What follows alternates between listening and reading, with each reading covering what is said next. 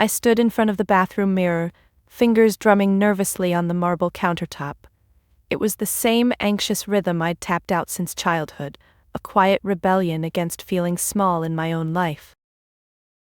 A family dinner was hardly something to dread for most people, but most people didn't have parents like Maureen and Frank, and they certainly didn't have an older sister like Tawny. They say family molds you, but mine felt more like a vice, squeezing tighter each year. My parents celebrated stability, predictability, and above all, conformity. Tawny fit the family mold like a glove, marrying young, staying local, and climbing the community ladder by joining committees whose meetings were excuses to gossip over wine and pretend to help others. Then there was me, Fallon. At 28, my ambitions felt too big for the cozy, judgmental small town where I'd grown up. I'd always had ideas brimming inside me, tech-driven solutions, concepts to make life easier, but the louder I spoke, the less they listened. To them, ambition was arrogance, independence was rebellion, and success was only measured by how neatly your life fit their expectations. But before I tell you how the dramatic family dinner unfolded, the night when my carefully guarded secret empire shattered their contempt, let me know where you're watching from, and hit subscribe. If you've ever overcome something for your family, trust me, you have no idea what they'll do once they find out just how successful you've truly become. Back then, the worst betrayal still stung fresh in my memory. My college fund, painstakingly saved by my late grandmother, was snatched away without warning. "Family helps family," Maureen had declared, cold eyes fixed on me while Tawny smiled smugly behind her. The money vanished, feeding Tawny's lavish wedding instead. As I watched my sister twirl blissfully in a designer gown funded by stolen dreams, I knew I had to build something on my own.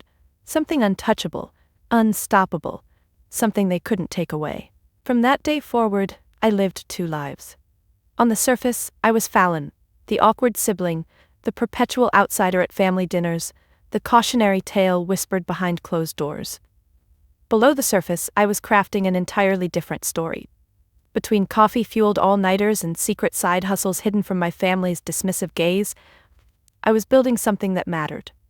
An idea became a plan became a prototype, and soon enough, my secret tech startup was quietly reshaping the industry, though my family knew nothing of it. Every dinner felt like another stage performance, acting unambitious, accepting scraps of their approval, all while silently building an empire under their noses. The secret thrived quietly, nurtured by every insult they threw at me. Each eye roll and backhanded compliment fueled my determination, each dismissive remark another brick in my foundation. Tonight's dinner, though, carried a sharper sting. My company stood on the brink of a multi-million-dollar deal, the kind that would publicly reveal everything I'd accomplished. Yet, instead of feeling pride, dread pooled in my stomach. Success had never shielded me from my family's contempt. If anything, it intensified their bitterness. I checked my watch, my heart thudding steadily against my ribs. 20 minutes until I'd face the wolves again.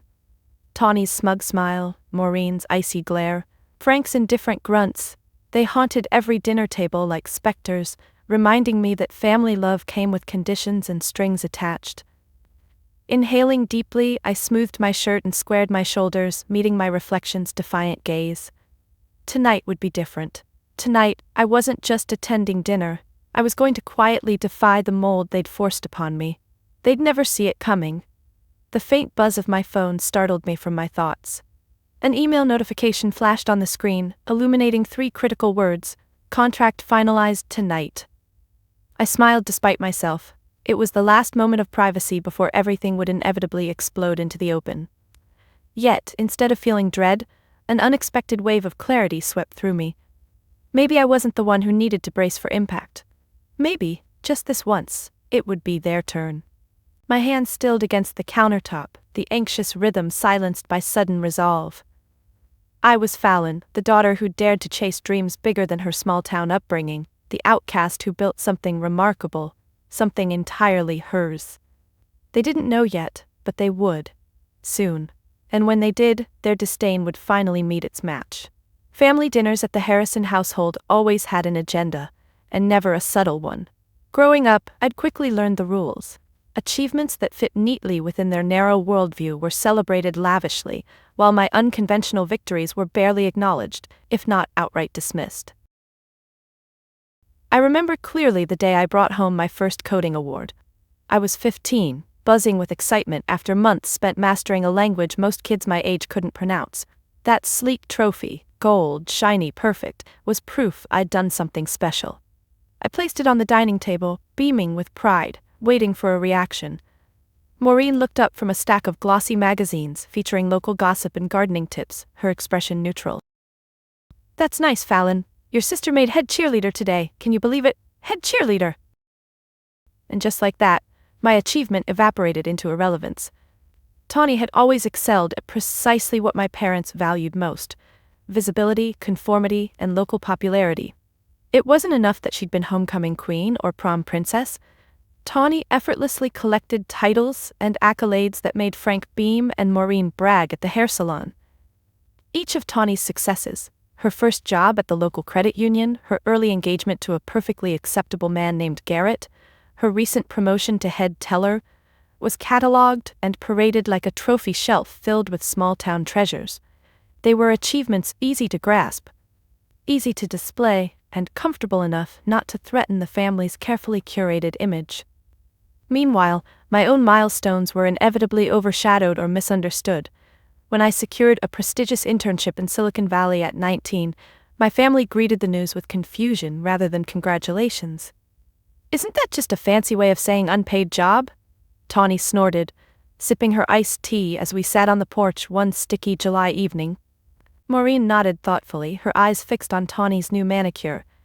"Fallon, if you wanted to waste your summer, you could have just stayed home. At least then you'd save money." I spent that summer immersed in a world that felt vivid, powerful, and alive, worlds away from the sleepy gossip circles my family prized so dearly. Yet, despite my exhilaration, I returned home to indifferent shrugs and dismissive jokes about wasted summers. As years passed, my victories became quieter, less shared. The distance between my private successes and public invisibility grew steadily, widening into a chasm. I graduated early, silently from college while working 3 jobs to replace the stolen funds, never once telling them I'd done it. At family dinners, the narrative remained unchanged. Tawny's carefully scripted tales took center stage, whether it was the purchase of her modest yet comfortable home down the street from our parents, or her proud membership in a prestigious local book club that rarely read anything but gossip columns and supermarket romance novels. Each family gathering reinforced my invisibility, emphasizing how little my own accomplishments mattered in the eyes of those who shared my blood. But invisibility had its advantages. It provided freedom. Unseen and underestimated, I quietly laid the groundwork for my ambitions, slipping beneath their notice like a shadow moving silently across the wall. My apartment was small, sparsely furnished, and crammed with hardware, code-filled screens, and an ever-growing stack of notebooks detailing my plans. Late at night, with coffee turning cold by my side, I imagined my parents' reaction if they could see the numbers on my growing client list, the impact of my budding software company, and the steady stream of revenue quietly transforming my modest startup into something formidable.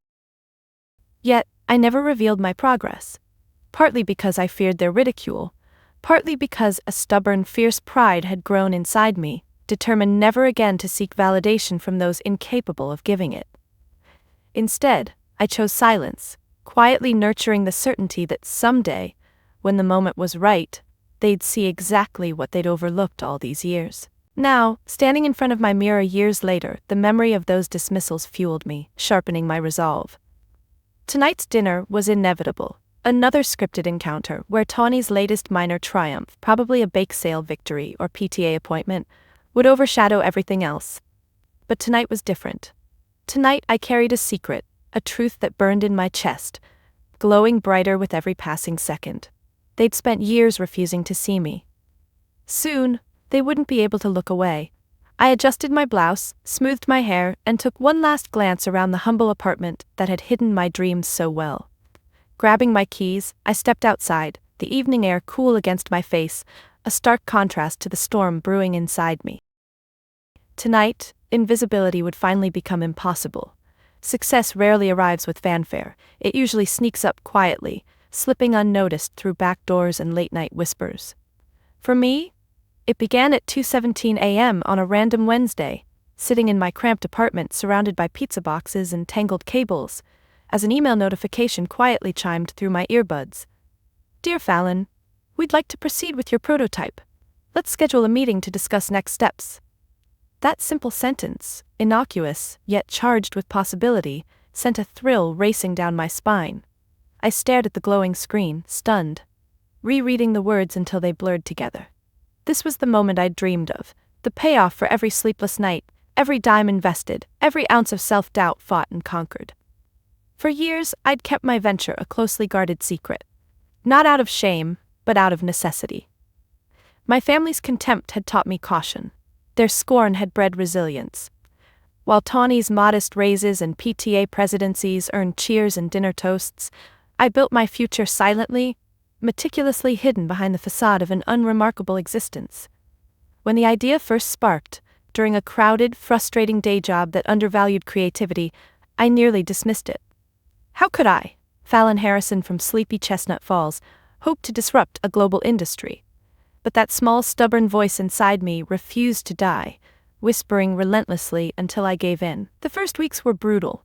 Working full-time at a bland office job by day, I spent nights hunched over my keyboard, transforming raw ideas into tangible code. I became fluent in exhaustion, surviving on caffeine, cheap takeout, and pure adrenaline. Doubts crept in, whispered by the echoing voices of my family. "You're wasting your time, Fallon. It'll never amount to anything. Stick to reality, Fallon, that's just fantasy." But every dismissal from the past now served as motivation. Whenever fatigue blurred my vision or discouragement threatened to stall progress, memories of their contempt sharpened my focus. Each line of code, each error resolved, was a direct rebuttal to the family mold that had tried and failed to contain me. Slowly, my vision took shape.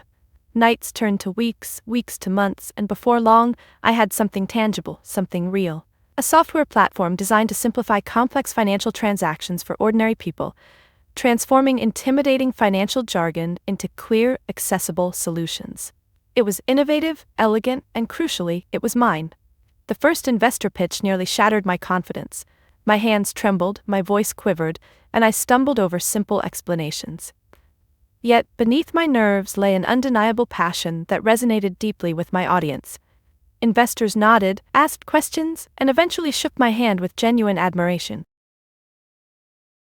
"It's a great idea," one investor said quietly afterward, eyes fixed earnestly on mine. "It solves a real problem. Keep at it." And I did. Each subsequent meeting got easier, each rejection strengthened my determination. When funding finally came, the exhilaration eclipsed every previous victory. I felt validated, seen, perhaps for the first time ever. Yet I revealed nothing to my family. The quiet satisfaction of proving them wrong from afar was enough. As revenue increased and staff grew, the separation between my secret life and their limited view widened dramatically. By day I dutifully attended tedious family gatherings, politely deflecting questions about my career. By night I navigated high-stakes business meetings, collaborating with top-tier executives who saw potential in Fallon Harrison from Chestnut Falls. I savored the irony privately. Tawny's accomplishments, safe, predictable, small-town victories earned endless praise from Maureen and Frank. Meanwhile, my quiet triumphs reshaped industries without them ever suspecting a thing. But now, that secrecy teetered on the brink. The email glowing on my screen represented more than another milestone. It signaled the tipping point. My company had secured the kind of deal entrepreneurs dream of, the kind that demands public acknowledgement. Soon, my quiet, hidden empire would be thrust into daylight, undeniable proof that my success was not only legitimate but spectacular. The irony was overwhelming. My family, who'd spent years diminishing me, were on the verge of discovering that the child they dismissed as irrelevant had become undeniably, breathtakingly successful. I pushed away from my desk, pacing the room restlessly, excitement mixing uneasily with anxiety. Their reactions would be intense, complicated, messy. They'd want to share in my glory or pretend they'd supported me all along, rewriting history as they always did. But tonight wasn't about them, it was about me, the child they'd cast aside, the outsider whose silent ambition refused to be contained. I glanced once more at the glowing screen, heart racing, the enormity of the moment sinking in fully. My secret was about to explode into the open. Soon, there would be no more hiding. And when the dust settled, everything, family, success, identity, would finally change forever. The drive to my parents' house always felt like traveling backwards through time. Each passing mile pulled me further away from the confident entrepreneur I'd become, dragging me inexorably toward the shy, awkward kid who never quite fit in. Tonight, the sense of regression felt particularly pronounced. Ironic, given that I stood on the precipice of my biggest triumph yet.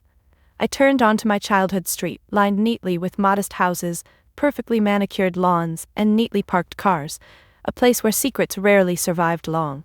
My parents' home loomed ahead, deceptively welcoming under the soft glow of porch lights. Tawny's sedan was already in the driveway, parked smugly beside Garrett's predictably spotless SUV. "Deep breath, Fallon," I muttered softly, easing the car into park. I took a moment, bracing myself for the familiar barrage of subtle jabs and false smiles, each carefully designed to keep me small. Tonight, though, I carried a secret powerful enough to shatter their carefully constructed world. As I stepped onto the porch, memories surged unbidden.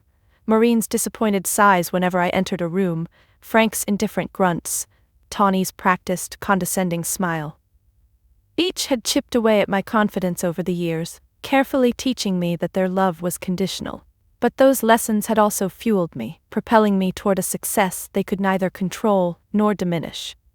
The door swung open before I could knock, Tawny's cheerful face instantly dropping into a practiced, pitying expression. "Fallon, we were just wondering if you'd even make it," she said, glancing pointedly at her watch. "Busy at your little job?" "It pays the bills," I said mildly, stepping inside. My throat tightened at the familiar smell, roast chicken, vanilla candles, a subtle hint of judgment. Maureen appeared in the hallway, her practiced smile slipping briefly into irritation before settling back into polished indifference. "Glad you could finally join us," she sighed, air-kissing my cheek, careful not to actually touch me. Frank appeared briefly from the living room, nodding absently before returning to his armchair. Typical. A greeting barely registering as acknowledgement.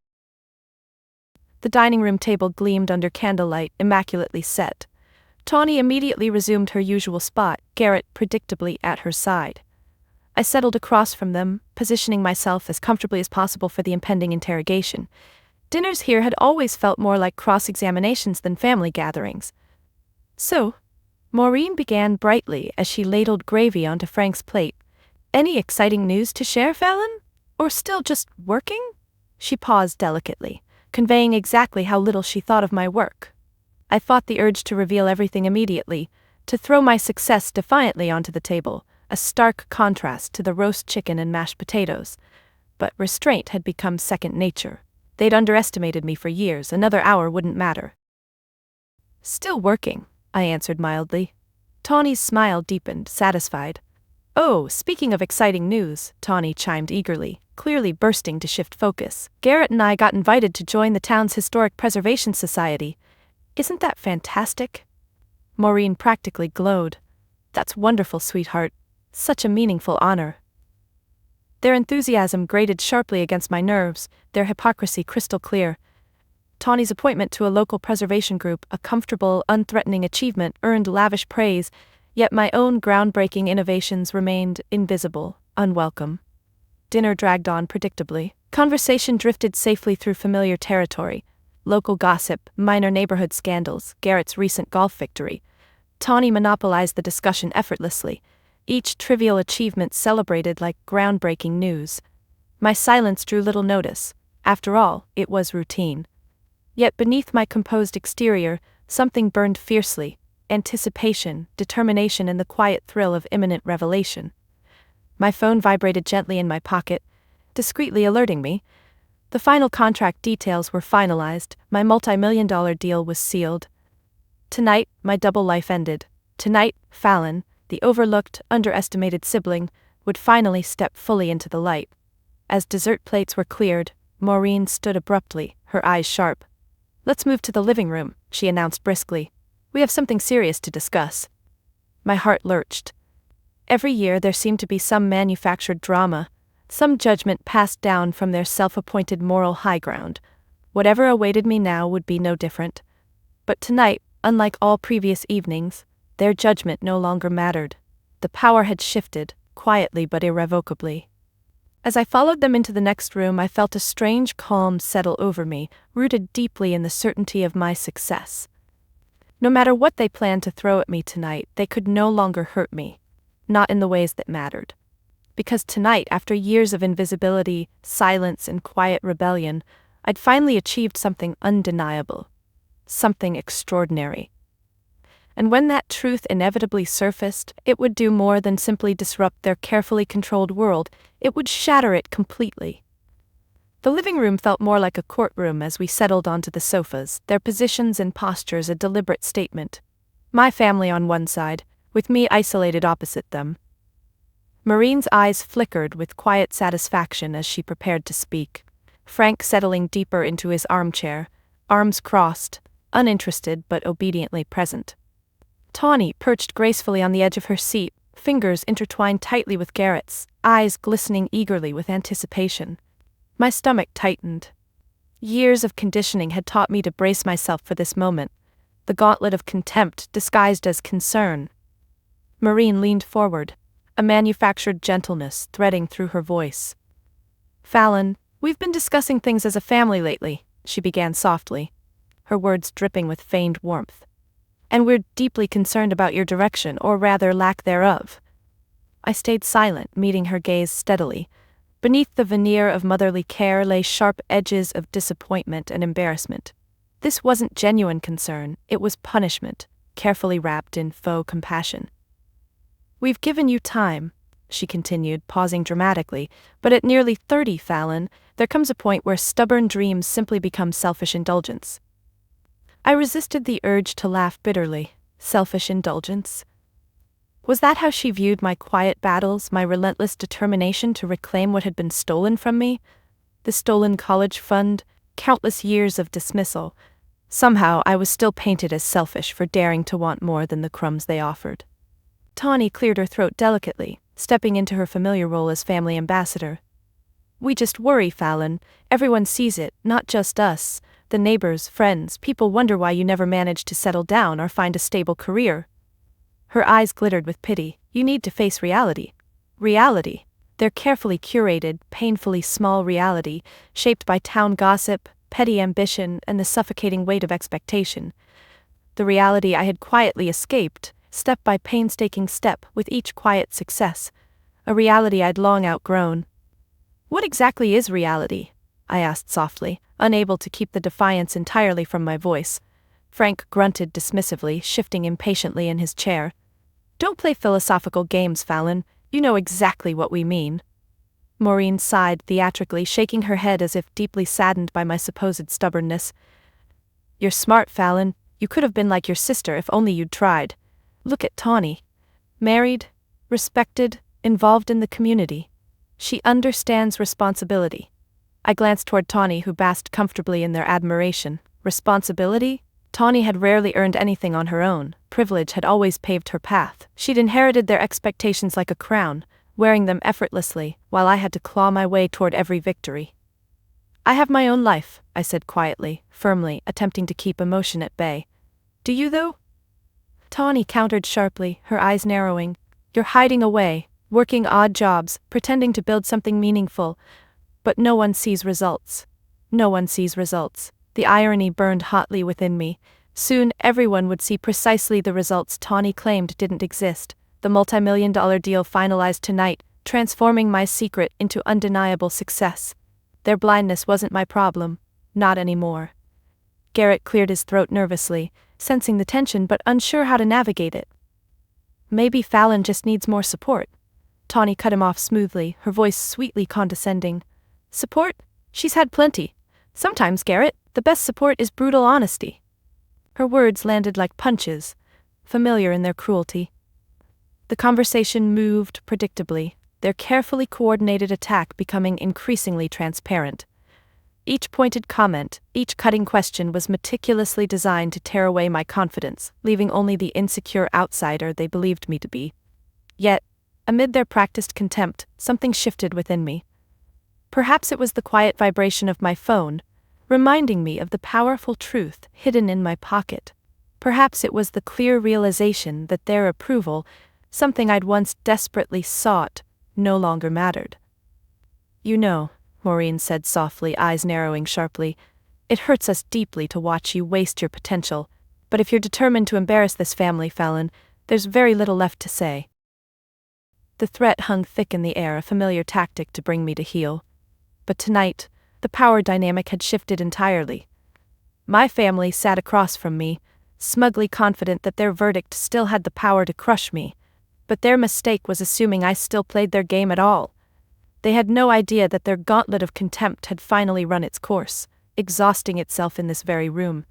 Their judgment no longer had weight. Their contempt no longer held me captive. Because tonight, the reality they so arrogantly claimed to control would be shattered beyond repair by the truth they'd refused to see. Silence lingered heavily, stretching painfully between us. Maureen sat back, fingers pressed elegantly against her temple, eyes trained on me with cold finality. Tawny, perched proudly beside her, waited eagerly, anticipation gleaming behind her feigned concern. I knew this moment intimately. It had played out in smaller, subtler ways countless times. During teenage arguments, disappointing report cards, quiet dinner table humiliations. But tonight, the stakes were higher, the judgment more ruthless. Finally, Maureen sighed, her voice heavy with a rehearsed resignation. "Fallon, we've tried everything to guide you, but it seems we've failed. You've chosen a path we simply can't support. As of tonight, consider yourself officially disowned." The words hung brutally in the air, their starkness catching even Tawny off guard. Garrett shifted uncomfortably, his unease tangible. Frank stared blankly, carefully detached, letting Maureen's pronouncement stand undisputed. Officially disowned. The phrase echoed painfully, each repetition a sharp jab. I'd anticipated criticism, confrontation, even their usual cutting disappointment, but outright rejection was a new, devastating blow. This wasn't merely withholding approval, it was erasure. It was a calculated effort to obliterate my identity, to sever completely the delicate threads of family that bound me, however tenuously. Yet beneath the shock, a rebellious ember ignited fiercely inside me. Their decision had finally stripped away any lingering illusions. This wasn't punishment, it was freedom. If they chose to sever our connection because I refused their limiting mold, then perhaps they were the ones truly confined. Maureen watched closely, anticipating devastation. Tawny masked her triumph behind an affected sorrow, clutching Garrett's hand as if mourning a genuine loss. But they miscalculated entirely. I'd grown stronger in their shadow, hardened by their repeated dismissals. Their rejection hurt deeply, undeniably, yet beneath the sting lay something unexpectedly liberating. Drawing a slow, calming breath, I found strength and clarity. "If that's your choice," I said softly, steadily. Meeting Maureen's gaze without wavering, "then I accept it." A flicker of uncertainty crossed Maureen's face. She hadn't anticipated acceptance. Tawny shifted uncomfortably beside her. Their expectation was submission, pleas for mercy, apologies for imagined offenses, never calm resolve. "You accept it?" Tawny repeated incredulously, her voice sharp with disbelief. "Yes," I replied firmly. "Because frankly, I've spent far too many years desperately trying to meet expectations that were never intended to fit me. Maybe being disowned by you is exactly what I need to finally live my life without apology." Maureen's eyes narrowed dangerously. She'd always maintained control through quiet manipulation, not overt conflict.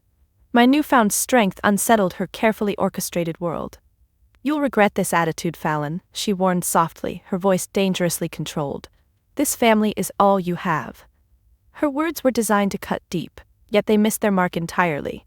In their haste to condemn me, they'd exposed their greatest flaw, assuming my worth depended entirely upon their validation. "No," I corrected calmly. "This family is what I was born into, but it's never truly been mine. You've spent years pushing me away silently and openly. Tonight, you've merely said out loud what you've shown through actions for years." Tawny laughed sharply, covering her unease.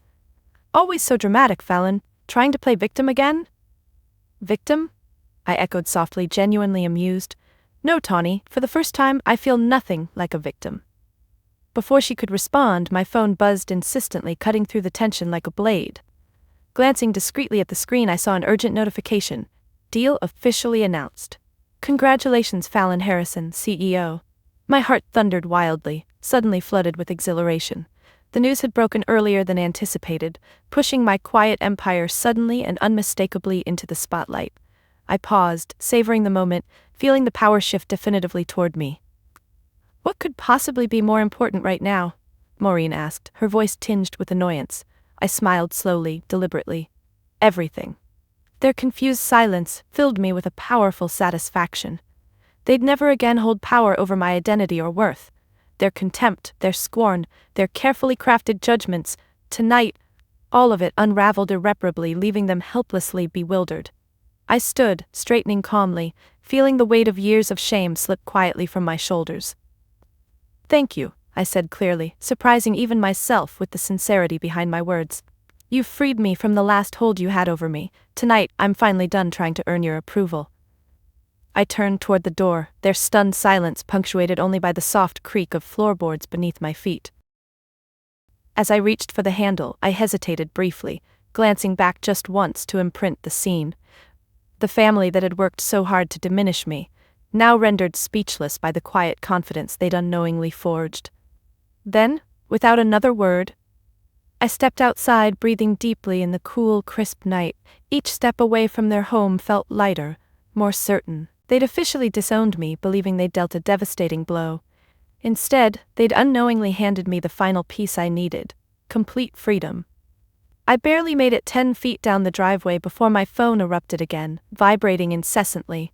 I stopped under the glow of a street lamp, heart hammering as I glanced down. The screen was flooded with messages, notifications, missed calls, a cascade of excitement, disbelief, congratulations. News traveled fast. The carefully guarded secret I'd nurtured for years had finally burst into public view, fully illuminated by headlines. Local entrepreneur Fallon Harrison secures multi-million-dollar deal. Startup valued at record high. Each word shone triumphantly on my phone, glowing proof of my hidden journey. Every sacrifice, every late night, every moment of doubt, now transformed into undeniable, tangible success. The irony wasn't lost on me. Only moments earlier, my family had cast me aside, dismissing me as directionless, a failure. And now my phone rang insistently with calls from industry executives, investors, and press, all desperate to congratulate the very success my family had refused to see. One number flashed urgently. My business partner, Jody. I answered, voice shaking with residual adrenaline. Jody? Her excitement burst through immediately. Fallon, it's official. The deal's live everywhere. Major news outlets, industry reports, everyone's covering it. Congratulations, we did it. I laughed softly, relief washing over me in waves. We really did? She paused, sensing hesitation. Is everything okay? You don't sound excited. It's complicated, I admitted quietly, glancing back toward the house, its lights still warm and inviting despite the emotional chaos within. My family just officially disowned me. Tonight, of all nights. There was a stunned silence before Jody let out a frustrated sigh. Seriously? Their timing couldn't be worse, or better, depending on how you look at it. Fallon, forget them. This is your moment, your success. I knew she was right. Thanks, Jody. I needed to hear that. As I ended the call, I felt a surge of strength, fresh confidence buoyed by the undeniable reality now flooding the world. The family who'd worked tirelessly to diminish me had unknowingly orchestrated their own humiliation. My phone buzzed again, this time Tawny. For a split second, I considered ignoring it, but curiosity won out. Yes, Fallon. Her voice was breathless, panicked. What's going on? Mom's phone won't stop ringing. Neighbors, people from the town council, even some reporters are calling. Is this true? About your company? I almost laughed. Tawny, always composed and superior, now sounded flustered, frightened, her safe, predictable world shaken. It's true. She inhaled sharply. Why didn't you tell us? We're your family, Fallon. Are you? I asked gently, the sting of their rejection still fresh. Because family doesn't disown someone for daring to dream differently. Family doesn't steal their sister's college fund to pay for their wedding, Tawny. She gasped softly, silence stretching between us before she managed a strained response. That was years ago. And besides, we're family. You owe us. I owe you nothing, I interrupted firmly, surprised by the calmness behind my words. For years, you've ignored me, belittled me, tried to make me feel small. Tonight, you and Mom made it crystal clear I wasn't welcome. Don't pretend everything's different now, just because you see an advantage. Fallon, she began again, her voice thick with disbelief, desperation creeping in. No, Tawny, I'm done, I said simply. You've had years to see me, to support me, to be proud of me. You chose to turn away instead. Tonight, live with the choice you made. I ended the call decisively, feeling no regret. This moment, my moment, had been earned through sweat and silent determination, without their support or acknowledgement. I owed nothing to those who only valued success when it served their convenience. More calls flooded in, messages of admiration and astonishment filling my phone, each new buzz reaffirming my achievement. I stood alone on the sidewalk, stars twinkling gently above, allowing myself a quiet breath to absorb the enormity of it all. I'd spent years carefully hiding my dreams from family contempt. Now, the entire world saw clearly what my family had missed. Fallon Harrison wasn't directionless or aimless. She was visionary, determined, triumphant. Finally, I felt seen, not just by investors or headlines, but by myself, clearly, undeniably. The outcast daughter, invisible sibling, overlooked child had grown into a woman who carved out her own space, on her own terms. A smile touched my lips as another text arrived, a simple congratulations from a respected industry leader, praising my tenacity. I'd proven myself beyond their limited worldview, and for once I felt no need for their validation. Tonight marked a critical turning point. My family's rejection had wounded me deeply, but their hypocrisy had also given me clarity, strength, freedom. With a final glance toward the house, warm lights disguising cold hearts, I turned confidently toward my car. They'd dismissed Fallon Harrison, the daughter, the sister, the outsider. But they'd vastly underestimated Fallon Harrison, the entrepreneur, the innovator, the woman who dared to rise above. They'd chosen their judgment. Now they'd live with the consequences. Days after the announcement, I sat alone in my office, no longer a cramped, cluttered apartment corner, but a sleek, sophisticated space with panoramic city views. The glass walls surrounding me were symbolic, a transparent reminder of the new chapter I'd boldly stepped into. Everything felt surreal, like walking into a dream that once seemed impossibly distant. My phone buzzed again, this time Maureen's name flashing persistently on the screen. Ignoring it had become routine. Her calls were frequent now, desperate and anxious. Each ignored voicemail more pleading than the last. Tawny sent messages sprinkled with hollow apologies. Garrett had even attempted awkward, cautious outreach, probably coached by Tawny in the art of emotional manipulation.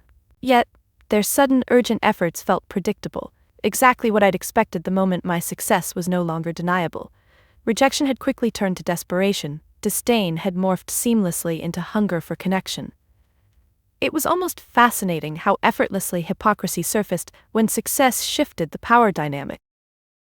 Another voicemail alert pinged. With a resigned sigh, I played it on speaker, leaning back into my chair to brace myself for more predictable drama. Fallon, it's Mom, Maureen's voice wavered slightly, dripping with carefully orchestrated sorrow. I think we've all made mistakes. Tawny feels terrible too. Family forgives, Fallon, that's what we do. Call me back, we'd like to celebrate your wonderful news together. You know family comes first. I smiled grimly. Family forgives. Family comes first. Strange words from someone who'd willingly cast me aside, who took without hesitation what wasn't theirs to take, my college fund. My sense of worth, even my place within my own family. I deleted the message without responding. Within minutes, the phone vibrated again, this time a text from Tawny, bold and direct. Fallon, stop being selfish. You owe Mom an apology. We're family. Do the right thing. I stared at the words, amazed by the audacity. They still clung desperately to the illusion of authority, refusing to acknowledge their role in shattering our bond. My silence wasn't punishment, it was simply protection. Protection from manipulation, from the toxic spiral they'd tried so desperately to pull me into. Finally, frustration surged within me, an urge to confront the charade directly. My fingers tapped out a quick, decisive reply. Meet me tomorrow, 5 p.m., Chestnut Falls Park. If family really matters, you'll respect my decision. Tawny's response arrived almost instantly, predictably smug. See you then. Chestnut Falls Park was quiet, dappled sunlight filtering softly through branches above. Memories flooded back, bittersweet, Childhood laughter, simpler days before family dynamics became tangled with expectation and bitterness. They arrived together, Maureen's carefully controlled composure masking anxiety, Tawny projecting her practiced superiority, Garrett trailing uncertainly behind. Maureen opened her mouth immediately, forcing warmth into her voice. "Fallon, honey, let's just—" I raised a hand gently but firmly, silencing her. "No more pretending." Surprise flickered across her face. "Excuse me? You disowned me," I said simply, steadily, my gaze unwavering, "because I didn't conform. Because you couldn't control my path. Now that I'm undeniably successful, you want to rewrite history. It doesn't work." Tawny scoffed impatiently. "You're overreacting. Families fight, Fallon, then they forgive. Don't pretend you don't want our approval now." I laughed softly, genuinely amused. "Approval, Tawny? Your approval stopped mattering a long time ago, and Mom, your apologies mean nothing if you can't acknowledge what you've done. You stole my dreams, then punished me for having the audacity to rebuild them myself." Maureen's voice tightened sharply. "We raised you, Fallon. Everything you achieved started with us." "No," I corrected softly. "Everything I achieved was despite you. The only thing you gave me was the stubbornness to survive." Silence stretched uncomfortably between us, heavy with truths they'd spent years ignoring. Finally, Maureen spoke, her voice brittle, tense. "What do you want, Fallon?" I paused thoughtfully, calm despite the intensity. "Peace. Freedom from hypocrisy, manipulation, false pretenses. I've built a life without you and it's beautiful. You made your choice, I've made mine. Respect it." Tawny stepped forward angrily, voice rising. "After everything Mom's done?" "Exactly," I interrupted sharply. "After everything she's done. After everything you've done. This isn't about revenge, it's about finally protecting myself. You lost the right to control my life the moment you chose to discard me." Maureen stared silently, her expression a careful mask slipping dangerously. Tawny faltered, uncertain, words failing her for once. Turning away calmly, I felt the weight of years finally lifting. "Goodbye." As I walked away, sunlight warmed my face, each step lighter than the last. Behind me, their stunned silence confirmed what I already knew. I'd finally reclaimed control. They'd made their decision years ago. Tonight, I'd finally made mine. 2 weeks later, on a warm Saturday evening, laughter echoed gently around my living room. It was a simple gathering. Takeout pizza, good wine, and a group of friends whose love had been unwavering, long before the headlines or public validation. These were people who had cheered me through every quiet struggle, celebrated every hidden victory, and offered strength when I'd felt utterly alone. Jody raised her glass high, her laughter ringing clearly above the chatter. "To Fallon, the unstoppable force who proved everyone wrong, including herself." A cheer erupted around me, genuine warmth filling the room. My cheeks flushed, happiness bubbling up like champagne. Tonight, unlike any family gathering before, I felt no anxiety, no weight of judgment. Instead, I felt utterly accepted, safe in the presence of those who had chosen me, not by blood, but by loyalty, support, and authenticity. Elliot grinned mischievously, leaning back comfortably into the sofa. "Fallon, I still remember when we were both broke interns in Silicon Valley, surviving on ramen and delusional ambition. Who knew you'd actually pull it off?" I laughed softly, recalling those frantic early days when Elliot's optimism had buoyed my exhausted spirit, his relentless encouragement fueling my stubborn resolve. "Well, apparently we did," I replied, raising my glass toward him. Sasha nudged my shoulder gently, smiling knowingly. "You deserve this, Fallon, every bit of it, and not just because you worked hard, but because you never lost sight of who you are, even when everyone around you tried to make you feel small." Her words warmed me deeply. Sasha had been there during countless nights spent venting frustrations, doubting myself, piecing together fragile confidence after every family gathering. She'd watched me build quietly, step by step, urging me forward whenever my own courage wavered. "Thank you," I whispered, eyes misting slightly. "I wouldn't be here without any of you." Jody squeezed my hand firmly. "This, right here is family, Fallon, not defined by last names, but by who chooses to stay when things get tough." I glanced around the room, warmth spreading through my chest as I took in each familiar face. Elliot's easy grin, Sasha's fierce loyalty, Jody's relentless confidence, and the others who had joined my life and refused to leave when the journey became challenging. They had each shaped my life more deeply than the biological family who'd claimed authority over my worth. A soft knock interrupted the chatter. I rose curiously, stepping toward the door. Through the peephole, I glimpsed Maureen standing stiffly, arms crossed defensively, clearly uncomfortable and out of place. My heart skipped nervously, old anxieties rushing back. Opening the door slowly, I met her gaze calmly. "Mom?" Maureen shifted uncomfortably, eyes flickering uncertainly. "Fallon, can we talk?" I hesitated, glancing back into the warm, welcoming room. My chosen family watched quietly, respectful but ready to support any choice I made. "Briefly," I finally said, stepping outside onto the porch, closing the door gently behind me. Maureen cleared her throat, eyes carefully avoiding mine. "I didn't expect your life to turn out this way," she began, voice brittle, strained. "I always believed our way was the right way." I listened silently, heart guarded but open to whatever honesty she might offer. "But seeing you succeed, really succeed, forced me to rethink everything. We tried to control you because we were afraid," she admitted haltingly, "afraid you'd leave us behind, afraid you'd show us what we missed out on." Her voice broke softly, surprising me with its genuine vulnerability. "I'm not sure how to say sorry. I'm not even sure you'll believe me. But I needed to try." I exhaled slowly, recognizing sincerity hidden beneath her struggle. Forgiveness wouldn't erase pain, nor restore lost trust, but perhaps it could provide closure, release, a quiet peace. "Mom," I said softly, meeting her gaze clearly, "I don't hate you, but I can't pretend things aren't broken. You've apologized and I accept it, but accepting it doesn't mean going back to what was." She nodded quietly, understanding finally dawning in her eyes. "I know." Silence settled comfortably, healing gently despite the distance remaining between us.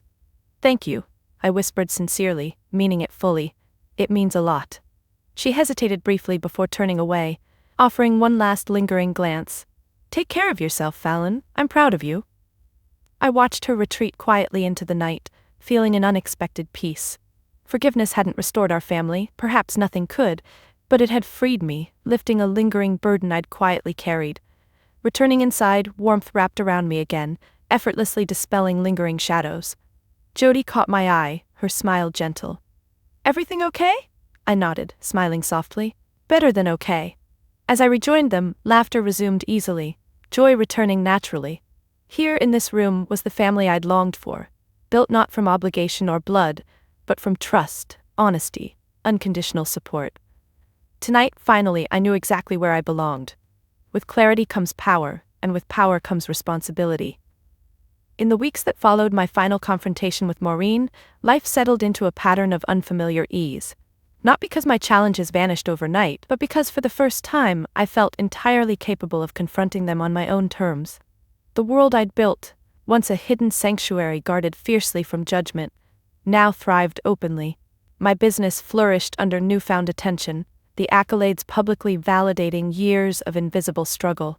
Yet amid the excitement, I carefully constructed walls to protect myself from those who sought to exploit my success. Chief among them, my own biological family. Boundaries became my armor, clearly drawn and unbreakable.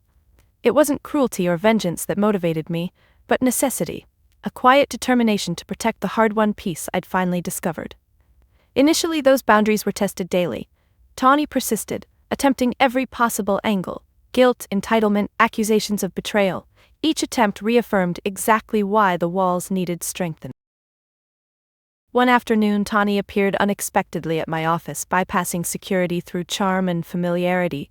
She stormed into the lobby, eyes blazing indignantly, prepared for another confrontation. My assistant's apologetic call gave me enough time to steel myself. When Tawny entered my office, the open views and stark elegance of the space momentarily caught her off guard. She recovered quickly, masking envy with aggression. "So this is what you've been hiding," she sneered, glancing dismissively around the sophisticated office. "While your family struggled, you built yourself a private empire." "Private, yes," I replied calmly, standing slowly, ensuring my voice remained steady and controlled. "But it wasn't hidden to hurt you. It was protected because it needed protection, from people exactly like you." She scoffed, incredulous. "Like me? Fallon, we're family." That word, I interrupted gently, has lost its power with me. Family doesn't take advantage. Family doesn't manipulate. Family doesn't selectively embrace success while discarding the struggle behind it. Tawny hesitated, momentarily silenced by the calm strength in my voice. You can't keep punishing us forever, she whispered finally, her voice brittle. Mom apologized. I'm here, isn't it enough? No, I replied quietly, firmly. Forgiveness isn't the same as forgetting. My boundaries aren't punishment, they're protection. They're non-negotiable. She stepped back slightly, stunned by the clarity of my resolve. For years, she'd relied on my quiet submission, expecting forgiveness without consequences. Now, confronted with firm boundaries, her carefully constructed entitlement crumbled. You've changed, Fallon, she said bitterly, eyes narrowed accusingly. Exactly, I agreed softly. I've grown stronger, and I owe that to every time you dismissed me, every insult disguised as concern, every dream you tried to take. Your cruelty made me resilient, Tawny. But it also made these boundaries necessary. She remained silent, processing the weight of my words. When she finally spoke, her voice held genuine confusion. But where does this leave us? Exactly where we choose to be, I said calmly. But on my terms this time. Respect the boundaries, and maybe someday, trust can rebuild itself. Until then, we coexist at a distance. She stared thoughtfully, considering my words, before finally nodding slowly. Without another word, she turned away, leaving my office with less fury than she'd brought inside. In the silence afterward, relief washed gently through me, the validation of maintaining strength against emotional manipulation reaffirming my decision. These boundaries weren't drawn lightly, but from a deep understanding of my worth, my needs, and the value of genuine relationships. Days later, Maureen sent a single message, a brief acknowledgement. Understood, be well, Fallon. Her words carried quiet acceptance, a small but meaningful step toward genuine reconciliation. With my biological family held carefully at bay, the space around me opened wider, brighter, filling with genuine connections. Jody, Elliot, Sasha, and others who had proven their loyalty long before success validated my choices, forming a network of mutual respect and support. This chosen family felt infinitely safer, stronger, more authentic. And through it all, the fortress of boundaries I'd built stood firm, not imprisoning but protecting the peace I'd carefully constructed. Each boundary marked clearly my right to happiness, respect, and self-worth. They weren't harsh lines dividing me from the world, but protective circles holding space for growth, authenticity, and true emotional freedom. The quiet hum of my phone brought me gently back to reality. Another invitation, from a prestigious conference, asking me to speak about my journey from hidden entrepreneur to celebrated innovator. This, too, was a boundary I'd chosen, to openly share my story on my terms, empowering others who felt silenced or dismissed. Smiling softly, I accepted, knowing that my journey, once hidden, dismissed, underestimated, now offered strength to those still silently building their dreams. In reclaiming control, I hadn't just protected myself. I'd carved a path forward, clear and strong, built firmly upon boundaries that would forever guard the peace I'd finally achieved. Months passed, each day filled with purpose and clarity I'd never known possible. With every new project, speech, or collaboration, my vision expanded, this time openly, boldly, unapologetically. The boundaries I'd carefully built served as a foundation upon which my legacy could safely grow, free from manipulation and expectation. One afternoon, as I stood on stage addressing a conference filled with hopeful entrepreneurs, I felt something remarkable. Genuine pride, not just in my accomplishments, but in how I'd reclaimed my narrative, my identity, and my family's name on my own terms. My name is Fallon Harrison, I said clearly, confidently, my voice resonating through the room, and for a long time I believed success had to be validated externally, by family, by approval, by acceptance. But real success is validated internally, by the peace and fulfillment you find in pursuing what matters to you, even if no one else understands. The applause afterward was heartfelt, yet my own internal validation felt more powerful than any external acknowledgement. My success had become a source of inspiration, not because of headlines or financial milestones, but because my journey was honest, authentic, and rooted in resilience. After the conference, a woman approached me shyly, clearly nervous but determined.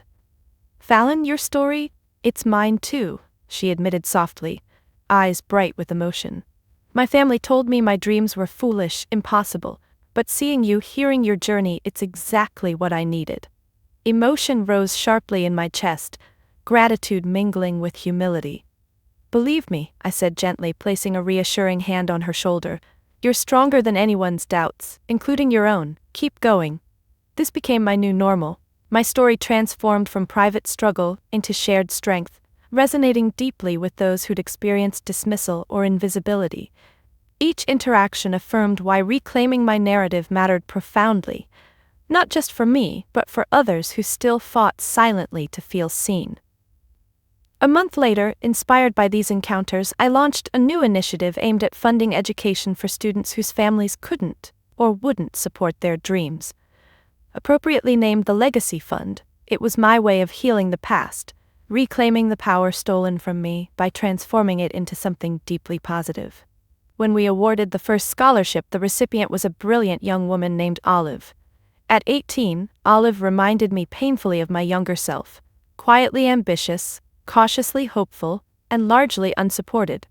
At the ceremony, Olive approached me hesitantly afterward, eyes wide with disbelief. "I still can't believe someone would invest in me like this," she whispered, voice trembling. I smiled warmly, deeply moved by her vulnerability. "You deserve every bit of this investment, Olive. Use it to build something that matters to you." She nodded fiercely, determination replacing hesitation. "I won't waste it, I promise." Watching her leave, confidence strengthened, dreams suddenly tangible, I realized something profound. The best way to reclaim my family's legacy was to transform it into an instrument of hope for others. Rather than erase the pain of my past, I chose to rewrite its narrative, ensuring no other aspiring student faced dreams shattered by those who should have supported them. As the Legacy Fund grew, stories poured in. Of dreams revived, families transformed, futures redefined by simple acts of belief and generosity. Each success story brought clarity, reaffirming that my family name now stood for something profoundly meaningful: empowerment, resilience, and hope. One evening, as I reviewed letters from recipients sharing gratitude and newfound confidence, Maureen reached out one last time, a short, respectful message. "Fallon, I read about the scholarship fund. Grandma would have been proud. So am I." Emotions swelled quietly within me, her words unexpectedly sincere. After years of misunderstanding, bitterness, and silence, this acknowledgement felt healing, not just for our fractured relationship, but for the larger legacy I'd reclaimed. I replied simply, honestly, "Thank you, Mom." Reclaiming my legacy wasn't about winning approval or punishing those who hurt me. It was about creating something meaningful from the fragments left behind by pain, rejection, and dismissal. My name, once burdened by expectations and disappointment, had become synonymous with possibility, ambition, and self-belief. My life no longer revolved around the family who'd refused to see my worth. Instead, it flourished through connections with those who understood deeply the power of support and genuine belief. The family I'd chosen, Jody, Sasha, Elliot, and countless others who walked beside me, stood firm, proud, and authentic, a vivid contrast to the empty relationships I'd once fought desperately to preserve. Looking out over the city skyline from my office, night glittering gently beyond the windows, I felt something extraordinary. Genuine peace. The boundaries, the choices, the quiet acts of reclamation, they'd culminated in something undeniably powerful. The past, once a painful burden, had transformed into fuel for future successes, providing clarity, purpose, and a lasting, meaningful impact. My name was Fallon Harrison, and this was my legacy, reclaimed entirely on my own terms. On a cool autumn evening, nearly a year after the dinner that changed everything, I sat alone on my apartment balcony, wrapped in a cozy sweater, a cup of steaming tea in hand. The city lights blinked softly beneath the fading sunset, their gentle glow echoing the quiet calm I'd finally found within myself. Life had settled into something profoundly peaceful. Not because every conflict vanished, but because I'd learned where to find validation. For years, my worth hinged upon external opinions, especially those of my family. I chased approval like it was oxygen, never realizing I already had all I needed within me. Tonight, surrounded by the soothing sounds of distant traffic and gentle breeze, clarity washed over me with quiet certainty. I had built success from the fragments of stolen dreams, from sacrifices no one else would ever fully understand. Yet, the real victory wasn't wealth or fame. It was this internal shift, this profound understanding that my value came solely from within, untouched by anyone else's judgment. I thought back to my childhood, to moments when I felt invisible, misunderstood, rejected. The scars remained, reminders of resilience rather than wounds still bleeding. Tawny's subtle cruelty, Maureen's calculated coldness, Frank's distant indifference, each had shaped me, sharpened my strength. Yet, in facing their final rejection, I discovered a deeper truth. Peace comes not from gaining their approval, but from releasing the need for it entirely. As the stars began to glimmer faintly above, I reflected quietly on what family truly meant. Blood had defined it narrowly, relationships governed by expectation, control, and conformity. But real family was chosen intentionally, forged by loyalty, honesty, and unwavering support. My family now was simple, authentic. Jody, who believed in me fiercely, Elliot, whose optimism buoyed me through uncertainty, Sasha, whose strength taught me resilience, and the countless others who stood by me through every struggle. They'd become my foundation, a network of genuine connections that nourished rather than drained me. Yet, the most powerful connection I'd built was with myself. Learning to listen deeply, trust fully, and honor consistently the quiet voice that once whispered dreams dismissed as foolish. This internal validation became my greatest strength, an unshakable truth upon which everything else stood firmly.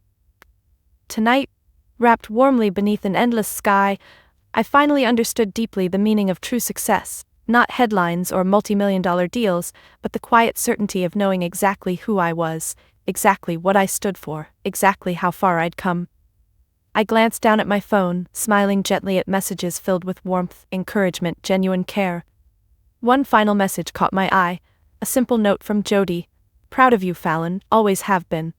Emotion swelled softly within me, gratitude mingling gently with pride. I was proud too, not because of external validation, but because I knew intimately the silent battles I'd fought to reach this peace. This peace wasn't dependent upon anyone else. Not Tawny's approval, Maureen's acknowledgement, Frank's acceptance. It belonged entirely to me, rooted deeply in the unwavering strength of self-acceptance. Taking a deep breath, I savored the quiet, reveling in the stillness surrounding me. The past had been painful, messy, complicated, but from its shadows emerged clarity, strength, a sense of self I'd fought tirelessly to reclaim. My journey wasn't extraordinary because of the obstacles I'd faced, but because of how I'd chosen to rise above them, creating purpose from pain.